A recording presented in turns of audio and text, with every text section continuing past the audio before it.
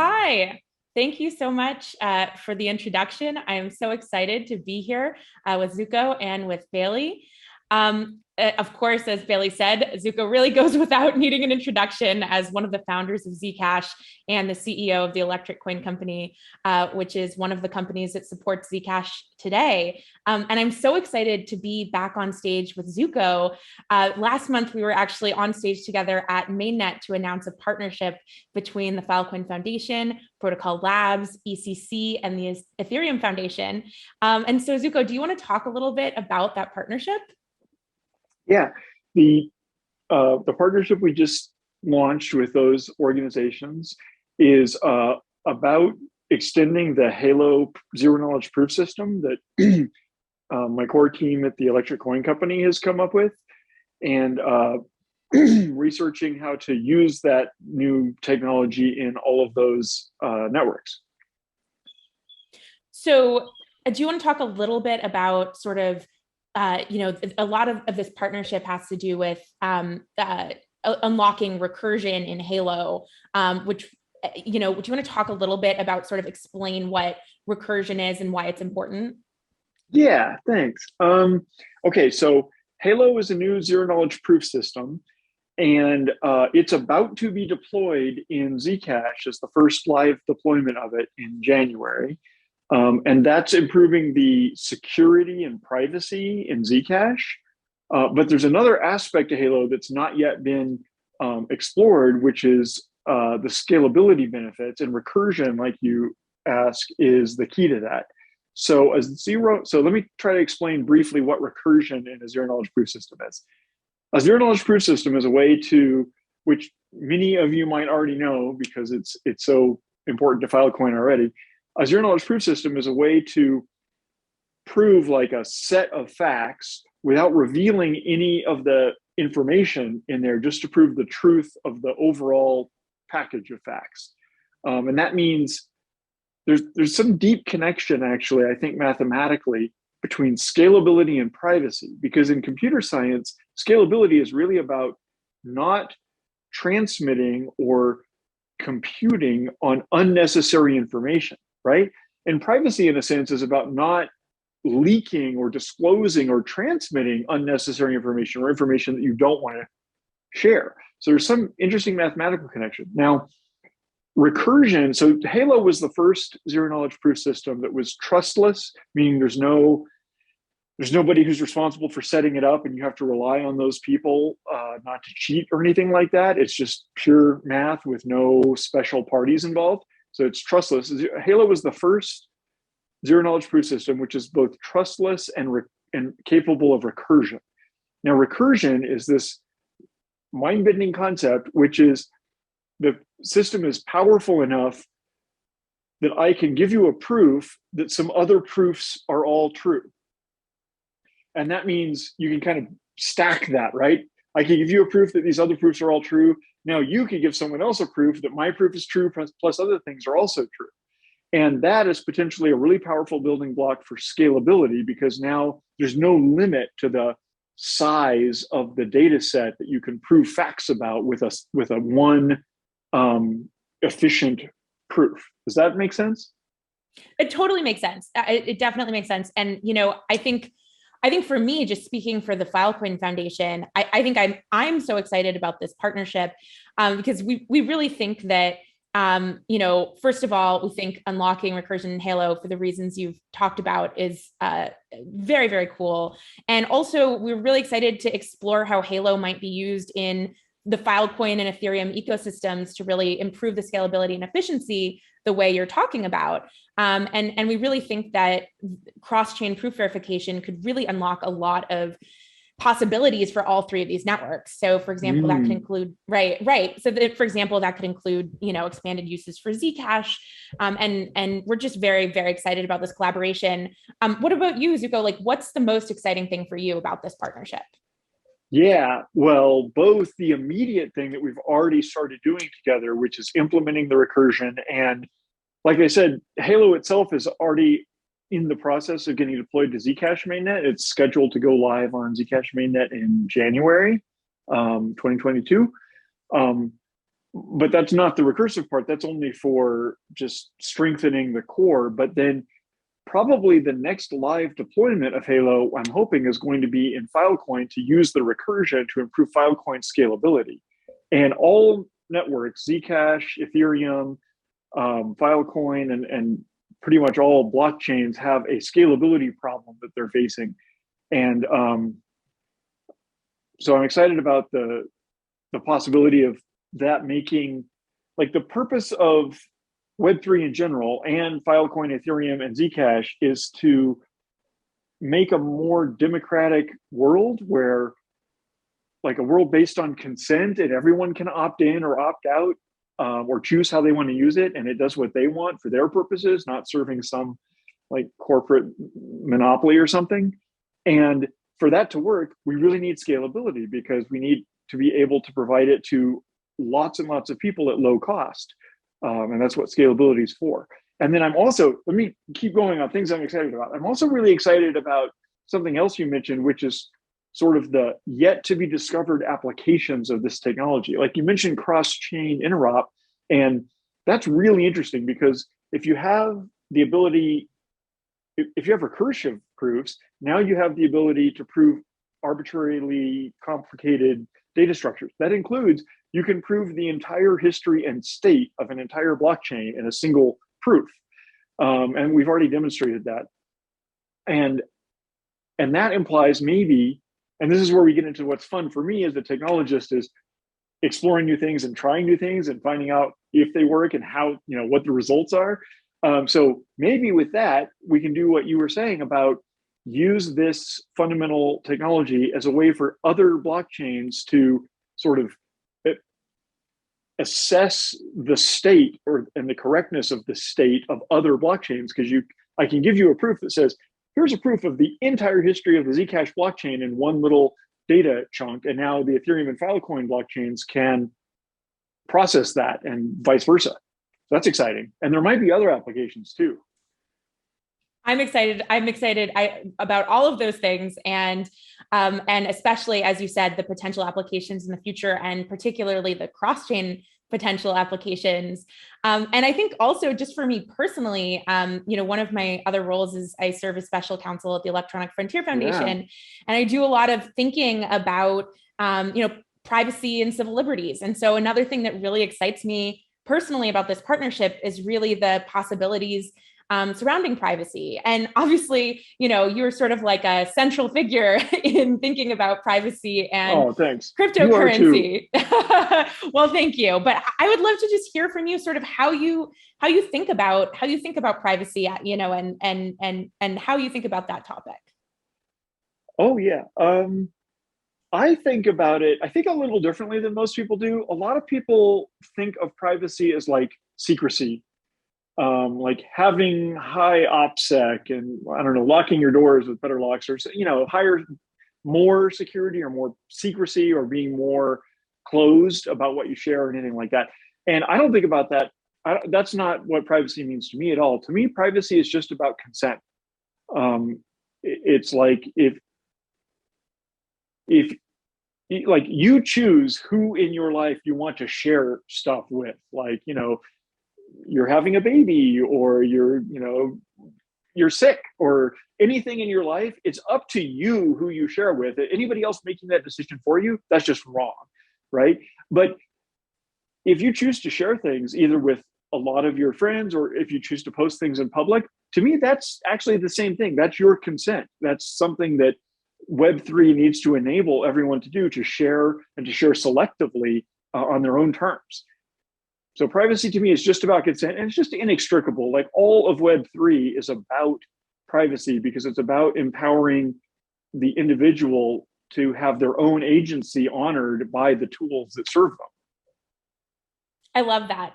That's such an interesting perspective on it, and that's just a great way of thinking about it. And just for me personally, really, I think I've been really concerned over the last year with just increasingly seeing how regulators are thinking about privacy and anonymity. I think there's this sort of misconception among regulators that anonymity or privacy are bad or illegal.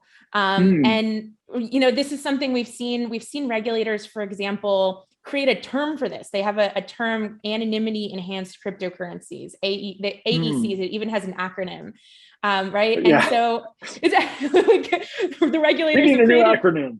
We need a new acronym, AECs, anonymity enhanced cryptocurrencies, Uh-huh. so that we can throw that in. So like, for example, the DOJ, the Department of Justice, had a crypto enforcement framework where they talked about these anonymity enhanced cryptocurrencies. And, Uh-huh. I just have been really concerned about how they have been talking about it. And, for me, I think the most important thing about cryptocurrencies are that they can import the civil liberties benefits of cash into the online Hmm. world. I think it's important for people to understand that privacy and anonymity aren't bad or illegal. They're absolutely essential for civil liberties. And that's especially true for financial transactions. It's not an exception. It's especially Right. true for financial transactions, right? Yeah. And I remember, I always talk about pictures that I saw from the Hong Kong protests, which really sort of hit me, and really drove this point home for me, which was, there were these pictures where there were these long lines at the subway stations where the pro-democracy protesters were waiting to purchase tickets with cash so that their electronic purchases wouldn't be placing them at the scene of the protest. And so for me, Hmm. that really underscores that, cashless society is a surveillance society, and the absolute importance of anonymous transactions, for civil liberties. So, Yeah. I saw those pictures. Me too. I want to push back on something you said in a way. You said regulators have been like targeting Zcash and so-called anonymity enhancing cryptocurrencies. And that's true, but I noticed something really interesting over the last year. It was Trump's DOJ that wrote that paper that you described. And uh, I think I'm seeing something going on right now that I saw in the late 1990s with the launch of the World Wide Web, and the 2000s, like about 10 years along in there, which is that some, like, regulators have a lot of different mandates, right? So the law enforcement and national security regulators, both over the last year in their papers and acronyms, or the last 2 years, and also in the late 1990s, they had this opposition to encryption, right? Um, and they, meaning the FBI and the NSA mostly, uh, opposed the deployment of encryption for the World Wide Web at first. And they were successful at blocking it with a lot of dirty tricks and different kinds of campaigning and politics. It was all very interesting. I was involved as a foot soldier. I like sat at my terminal writing code. It's my contribution. But um, then it's interesting what happened back then, because I think I see the same thing happening today. What happened back in through the deployment of the World Wide Web is there was this policy battle, like, are we going dark? Can criminals exploit this new web thing? And then what happened was Web 1.0 happened, and people started using the World Wide Web for commerce and for chatting with their grandchildren and normal stuff. It started to become important for people's lives and important for our economy. And once that happened, I think that's what turned the tide, and the national security and law enforcement sort of mandates within government gave way to other mandates within government, like consumer protection and national competitiveness, and like having a prosperous economy, and like protecting people's grandmas when they're using their computers and all that stuff. And I could be wrong. I hope I'm not wrong. I have been predicting this, and I think I see it happening. And so we'll find out in like 5 years if I was wrong or right when we look back on this video. But what I think I've seen happening is that transition is starting to happen with cryptocurrencies. Like 2 years ago, 3 years ago, 4 years ago, cryptocurrencies were like the World Wide Web was in 1997. These weird geeks use it. Like, government people don't use it. They didn't use the internet in 1997, right? You had to like fax them or whatever. They didn't have email. And then, by like 2001 or whatever, everyone had email, and that changed the whole conversation. And I think I see the same thing happening with cryptocurrencies, because there's a huge regulatory policy debate happening in the United States and elsewhere about cryptocurrencies, but it's no longer primarily about law enforcement. Now there's a whole bunch of talk about consumer protection, national competitiveness, international, like the globalization or localization of the world, financial stability, and having an economy with like jobs and savings and protection for all the citizens. Anyway, so you're right that some regulators have spoken. They haven't done anything, but they've spoken about encryption as being dangerous. But that's not most of the regulators, actually. And so I think the tide has shifted. We'll see. What was I going to say? Oh, so in fact, we've already seen how Zcash is like accepted or approved or regulated by a lot of the regulators. That's why it's listed on Gemini and Coinbase and the other highly regulated companies in the United States. And well, you said something else I wanted to respond to, but I forgot, lost my train of thought. Maybe you'll remember. But I know what it was. It was very simple. You said like civil liberties are important, and I totally agree with you. And I just wanted to point out that's the way we do things in America, right? Like civil liberties are not the principle of the Chinese Communist Party. So they're being very consistent in the way they're treating technology and everything else they do. But the American way is that civil liberties are an important part of like the safety and the prosperity of our whole society. And I really agree with you that civil liberties are fundamental. And it's also, like we said earlier, that's like what Web3 is about. Yeah, absolutely. Absolutely. And so I guess, just to sort of, first of all, I hope you're right. That's a really interesting perspective. I think it's a really, really interesting perspective. And I guess that sort of leads into a really big picture question that I really had wished we got to dive into a little more at Mainnet. So since we have a few minutes left, I would just love to hear about your vision for the future of Web3. You've touched on it a little, but I really want to hear about really your vision. Well, I guess I don't have a very clear vision of the future. I think it will be very surprising to me and everyone else. And that's actually one of the things I love about Web3 is that it respects users' agency more, so that the little nudges and the structure of it is designed to support what its user wants instead of to fit its user into some monopolies like profit model. But that means I think it's going to be that much bigger than Web 2. I think that having like four however many companies controlling everything actually really limits how much value people get and how much they use it, how much money it makes, how many jobs it makes. So I think Web3 is going to be a lot bigger, and I think it's going to be a lot more diverse. I think humans are infinitely unique, right? Every human is unique, and I think Web3 is going to provide a satisfying like world for each person that integrates all of their loved ones and their community and their goals in their own unique way. So anyway, that's really vague. I don't know what that's going to look like, but I feel really confident that it's going to be good. I look forward to seeing that.